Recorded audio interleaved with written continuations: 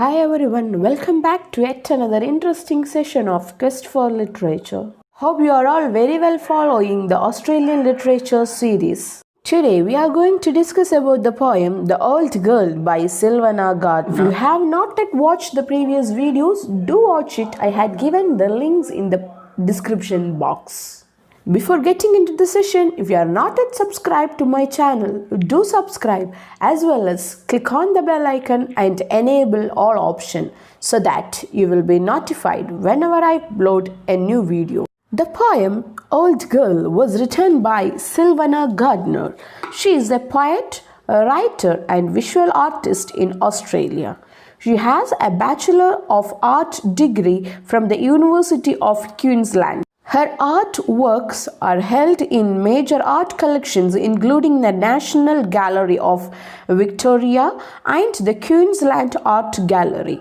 She is the author of 10 books of poetry including 2 illustrated children's books. The poem Old Girl is a very different kind of poem and it briefly discusses about the colonial British and Australians. The title Old Girl itself makes us to think a lot. We never say old girl. We usually says old lady or old woman. You can say the term old girl as an oxymoron. Here the two opposite meaning words comes together.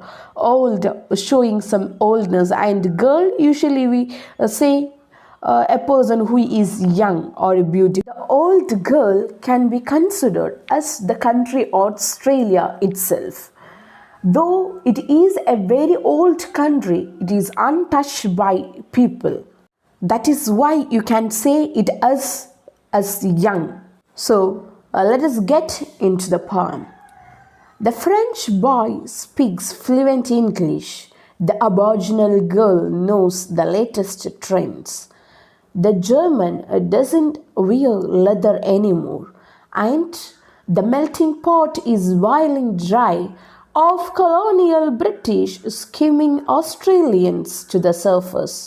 Those who know the history of Australia know that you can see French, German, Spain, Italian, a lot of people there in Australia. If you don't know the history of Australia, don't worry, I will give the link in I button as well as in the description box. You can watch the video, the history of Australia. So the first stanza emphasizes that all the culture from different part of the world comes to Australia and it boils there, and all the culture melts together in that melting pot, and now it is boiling dry. The term dry here shows that now it joins together and it comes to the end. The boiling state, the fusing point, it comes to the end. More or less, all the people follows same culture there now. In present Australia, they follow a Western modern culture. The French people or the French boy, even he can speak fluent English. And the aboriginal girl even know the latest trend. And German people, they never wear leather anymore. They also change to the modern trends. In amidst of this modern situation too, you can see or you can feel the pathetic situation of the Australians. Here the Australians means the aboriginal people. They were removed from the surface. They are no longer seen in Australia. Next comes the shortest stanza in this poem. I couldn't speak at all, no nothing except to smile as when my food was ridiculed. Here, the I represent the aboriginal people. They are not free enough to express their emotions and feeling. The only thing they can do is just smile and nod their head to say yes. The aboriginal people try to have friendly relationship with the settlers, but they ridicule their relationship. Next stanza begins like this.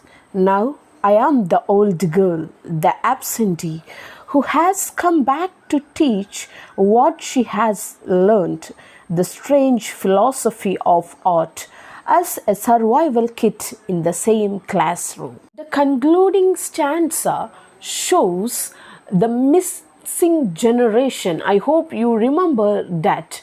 What happens to the mixed up generation in Australia? They were taken up by the government and they are forced to study the British way of life, as well as they are forced to be there in the camps. During that time, the children used to run away from the particular camp or from their classroom, wherever it may be. That was shown here, that now I am the old girl, the absentee, the person who comes there. Remember that once I am also an absentee, I am a person who runs away a lot of time from this same classroom. Now I am back here to teach them the strange philosophy of art. That again shows the innate aboriginal talent which is there within the aboriginal people. Whatever changes happens in Australia, the aboriginal hold on to their innate talents. They were good in art, and that is why this person, the concerned person, can teach the strange philosophy of art in the class. Then the poem goes on like this. I spun steel cocoons around my eyes, ears, arms, legs, to become invisible to kindness, in the tunnel of changes growing dimmer, around a migrant child who ran away in school hours to be captured and recaptured for days roll call of present here. Yes. These lines shows how much eager enough is the Aborigines to safeguard their culture and heritage. They try to spun steel cocoons. It is not even simple cocoons, steel, very hard-coated steel cocoons around my eyes, ears, arms and legs. All these shows the different cultural activities of their which belongs to them, and they want to safeguard all these things, and they want to be invisible in the tunnel of changes growing dimmer. That means in present Australia there is no much changes. Most of the people from whatever country they come, most of them they follow the same culture. But the Aborigines, amidst of that changes, they want to uphold their culture, their heritage and their own identity. The poet here presents the idea from the perspective of an Aboriginal teacher. So now the teacher is in midst of the same group of people where she faces who runs away. She remember her old days when they runs away from this particular camp or schools, and they have been recaptured again and again, and they will be present in the class before the teacher would have taken their attendance. That's the end of today's session. Thank you all for listening. If you feel the video is good, like it as well as share it with your friends. Don't worry to ask your doubts in the comment section below. Sure, I will clear it out. Till the time we meet next, stay tuned to Quest for Literature. Keep reading and know the world.